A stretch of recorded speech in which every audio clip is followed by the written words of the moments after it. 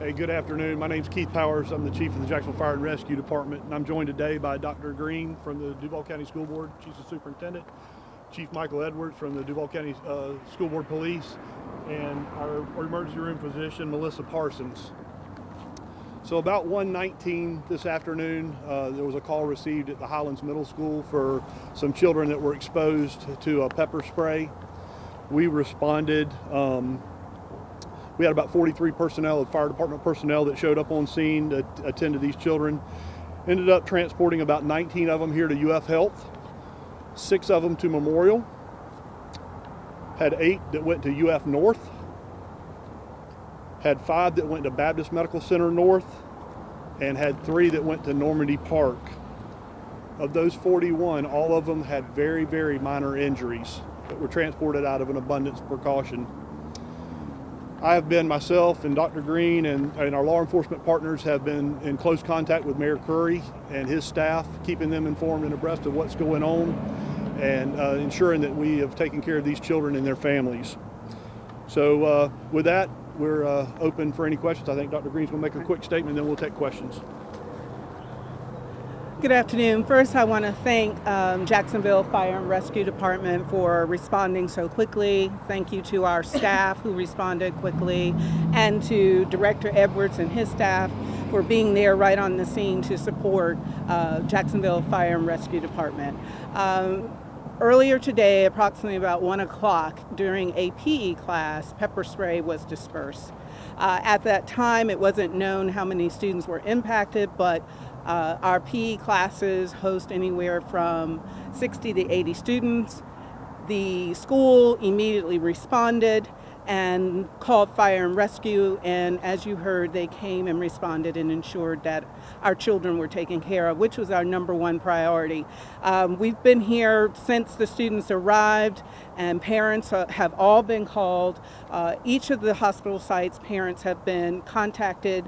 They either are there at the hospital or they've been discharged with their parents. Again, I want to thank Director Edwards and his team.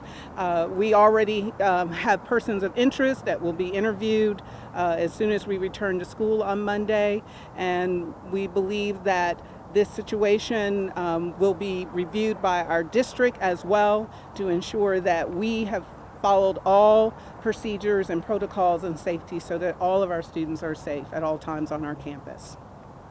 Dr. Green, when were the parents notified?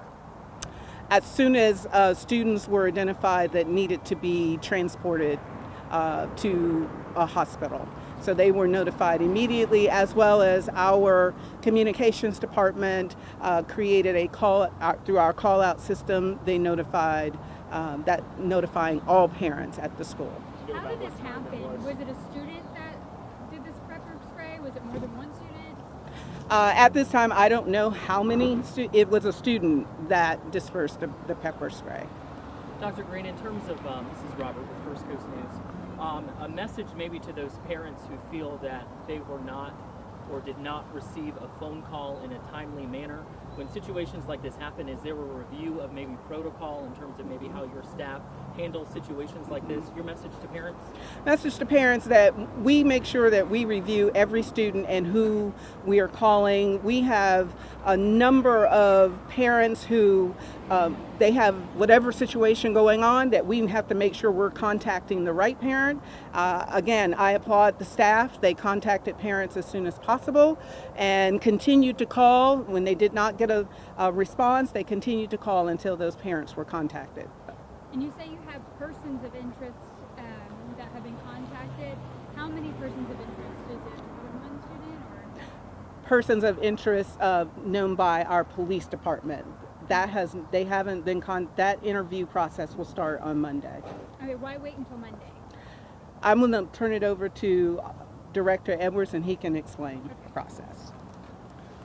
Yes, like Dr. Green said, my staff that's at the school, we've had the opportunity to take a look at the video cameras, and currently at this time, those individuals, that's person of interest, we don't have the opportunity to meet with them at this time. We know those individuals will be returning to school on Monday, so once they return, my staff will be there and we'll be conducting our investigations. Are you not allowed to meet them after school hours? Is that why? No, I think based on the circumstance involved in this case, I think the best thing to do is to meet with them on Monday, because some of those individuals that was actually exposed to the chemical sprays today, and they've already been released to their parents. So I think in looking at what's best for the parents is that we allow the kids to go home to with their parents, and we will interview those kids on Monday. Well, a lot of parents are upset, saying that they want to press charges because they put their kids in danger. So, I mean, what do you have to say to those parents about having to wait till Monday? I mean, one of the things I would tell you is that my staff, what we do is that we take a look at the whole situation, and we have identified those individuals. And again, this is a serious offense. I mean, we understand we had about 80 students in that gym, and as a result of that, it caused a disruption to the school. And we take it very seriously, but we also we're dealing with students here, and dealing with a situation where we got parents. We released the kids to the parents, and I think the best thing to do right now, based on my 35 years of experience, is that time is on our side. We will be interviewing those students on Monday. How many students are there, and could they be facing criminal charges? Yes, it's multiple students. Does this school have resource officers, and how many were present at the time? Yes, we do have resource officers assigned to that school. I'm not going to go into how many officers was assigned to the school. Yes, I did have officer present at the time. How many suspects do you think? Man, what I can tell you is that we had more than one. That's all I can tell you at this time. What kind of charges could they face?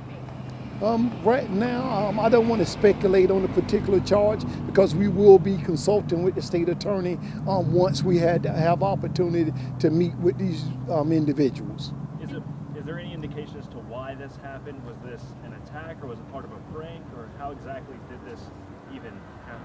No, I mean, I won't be able to answer those questions until we have the opportunity to talk to these individuals. And there was another incident just hours before this at Highlands Middle School, same incident where someone opened pepper spray. Do you think this could be some sort of copycat?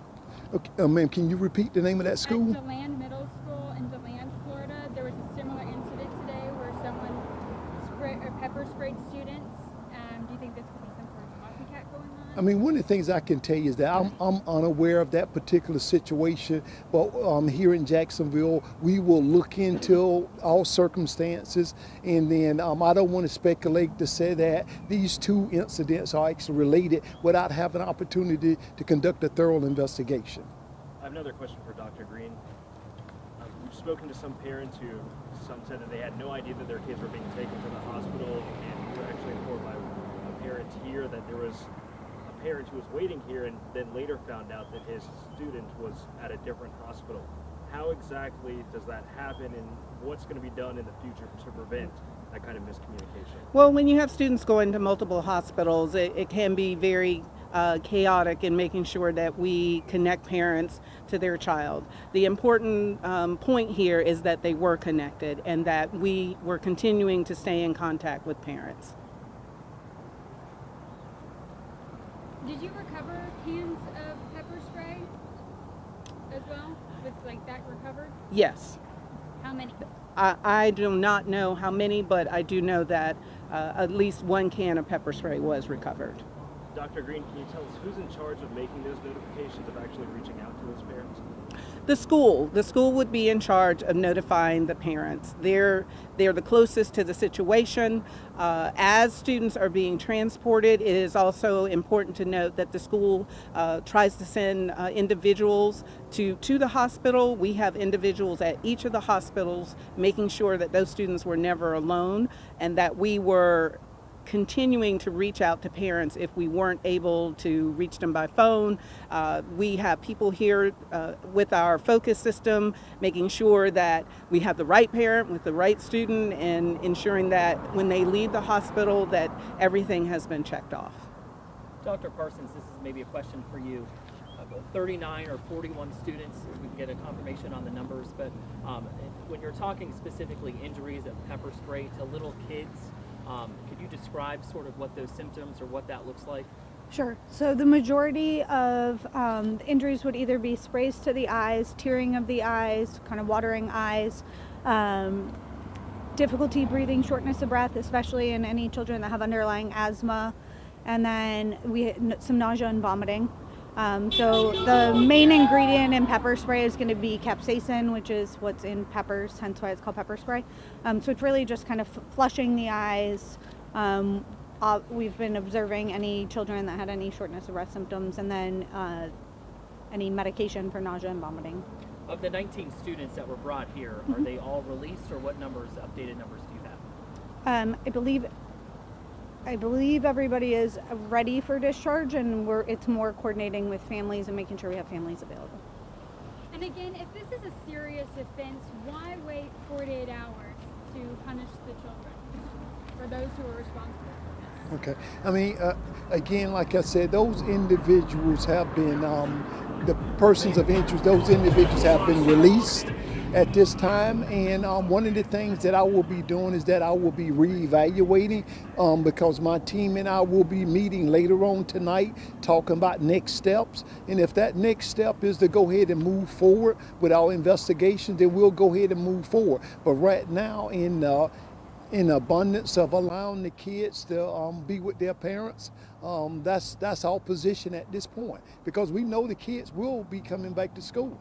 So this is not a situation where we think these individuals, that we will have a hard time tracking these individuals down. And why were they released?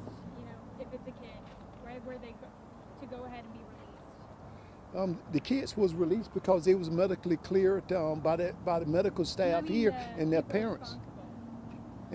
And that's why, because once we received the information, several of the individuals had already been released before we was provided the information we needed. And is pepper spray allowed on campus? How exactly does it make its way on campus? Well, one of the things I can tell you with pepper spray, if you have less than 2 ounces of pepper spray, that's considered for personal use. Anything above 2% or 2 ounces is considered illegal to be on school property. So do you believe that more than 2 ounces were on campus today? I mean, again, this is an active investigation. I haven't been out to the scene, so I don't know specifically until I have the opportunity to take a look at the canister that was discovered at the scene. So just a single canister? Right now, all I know of, one.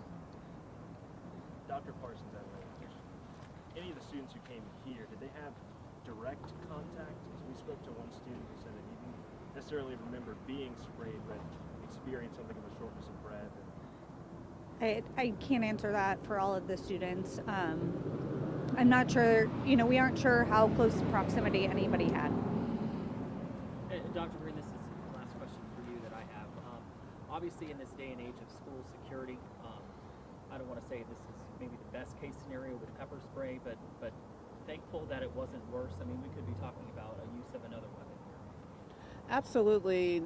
We don't want anything happening on our campuses. Pepper spray, as you said, best case scenario.